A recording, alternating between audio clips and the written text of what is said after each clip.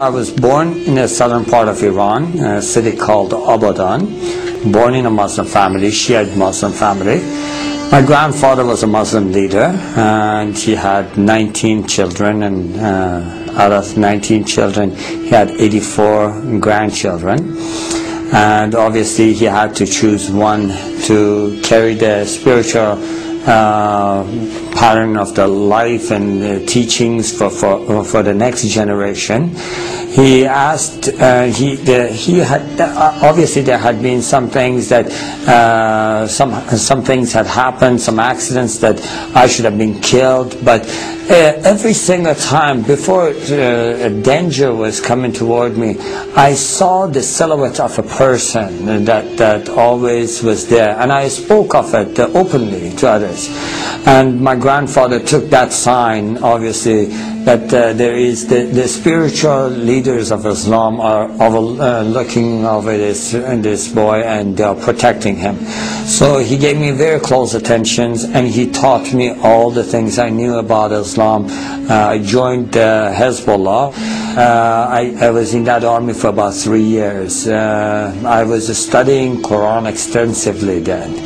My grandfather actually sowed this seed in my heart that I should share Islam with the poor, misled Christians, you know, that have gone astray, and obviously remind and be a spiritual leader to our family outside Iran. I traveled to Malaysia, where I was caught with 30 illegal passports, put in prison. And so I started teaching Islam in the jail, and telling everybody what they must do, what are their duties toward Allah.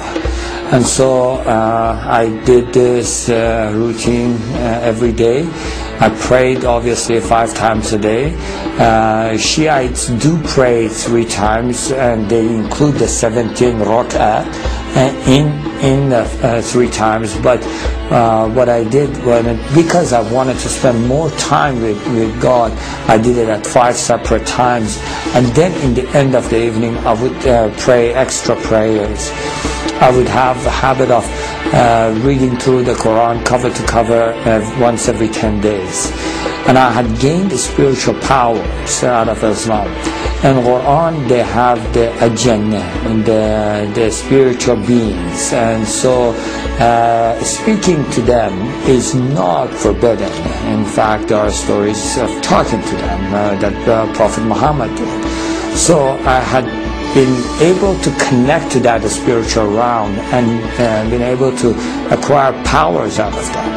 And so I was able to pray for people, especially when people, someone hurt them or someone did something to them. They would come to me and they would ask me to say a prayer, and immediately that person would get sick, have an accident, this kind of things, you know. I was able to close my eyes, tell you what a person is doing in another room. And so this had made me more power hungry, and I wanted to gain more power. So I would spend and meditate more in the Quran. And so as I was doing that one night, I just was meditating in the verses, and there are words in the Quran that are repeated continually, repeatedly, but they have no meanings. They are the secrets of Quran. And so when I was meditating on this, a spirit entered the room, and it was much more powerful than I could handle, or I could overcome. And so I was filled with fear. And so I tried using all the tools Islam had given me. In the name of Allah, I command you to leave, you know. Satan, I rebuke you, kind of things. And I used all those, and nothing was helping. At that moment, I was totally desperate, and I felt like it is choking me, choking the life out of me, and I felt like I'm dying in that cell. And I just cried out to the heavens, and I said, God, in Farsi, Khuda, help me. And immediately I heard a voice, just as clear as you hear my voice today. saying, bring the name of Jesus. And at that moment, I really seriously did not give it 1 second of thought. I just was, I feel like going back, I was drowning. A man that is drowning, you throw a rope, they would never question you about the color of the rope. You just grab on. And so I did. I said, Jesus, if you are true, show me yourself. And to this day, I have no idea. Obviously, going back, I'm thinking, why did you word it that way? Why didn't you just say, Jesus, help me? I don't know why, but that's the way it came out. And before I was finished with the sentence, everything was back to normal. Now, that was not my conversion. That was the beginning of my confusion. Why would Jesus help a Muslim?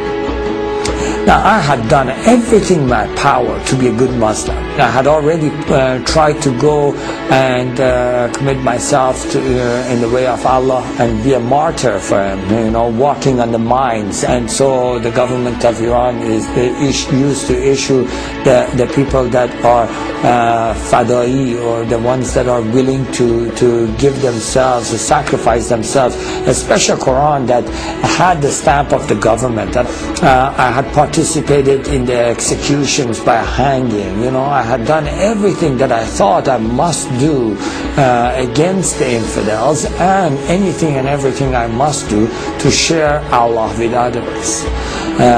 So I knew that something is wrong, and that was not because I doubted Allah or doubted Islam or anything. I fully believed, and I didn't know what that is, and it just confused me. And so I tried to just forget about it, But that question, why would Jesus help a Muslim? Why would Jesus help a Muslim? That would just keep coming at me. I believe in Muhammad, the last prophet, I would think. In the perfect religion, why would Jesus come to help me? And so that 2 weeks period, I just got really confused, and I said, okay, I'm going to pray and fast and ask God Himself to show me the path. Obviously, I thought at that moment, and there are verses and things taught in the Quran that says the ways of Allah are many, and no matter what part and what part of the mountain you climb, you always come to the same mountain top. And I thought, maybe that is what God is, and then, no, maybe it is different for God. Maybe God has a specific way for me, and He wants me to follow that specific way. So I thought, I will never find out unless I ask this question. So I did. I prayed and fasted, and from the bottom of my heart, with all my strength, I asked, God, what is it that you want me to do? What way is it that you want me to follow? And so for 2 weeks, I sat in one place and I prayed as many hours as I was awake, and I fasted as many hours as I was awake, and I would just fall asleep literally on that place. I would wake up and I would just pray again and again, asking God, what is the way you want me? After 2 weeks, to no avail, I had no answer. And I really got frustrated. I just thought, forget it, what is this? I have no chance of finding out what He wants. I don't even know if God exists. And I have wasted all my life. I have been afraid all my life, trying to do everything that would please Allah. And now He confuses me. If Allah is all great and He sees the heart, He knew in my heart I love Him. And what matters if I call Him whatever name I call Him? He knows in my heart I love Him. And if it does matter to Him, I ask Him. For 2 weeks I sat, prayed, and nothing happens. So, you know what? I'm going to go do my own thing. I'm going to go walk my own path. I'm going to do what pleases me. Obviously, at that very moment, I felt the power of God filled the room. Now, in Islam, the greatest sin you can commit, and you can never be forgiven for that, is doubting God Himself, doubting His teachings, doubting His prophet. And I had done that. And in Islam, they teach you that Allah never visits, God never visits human beings. I feel and I know against Islam I have committed the greatest sin that can never be forgiven.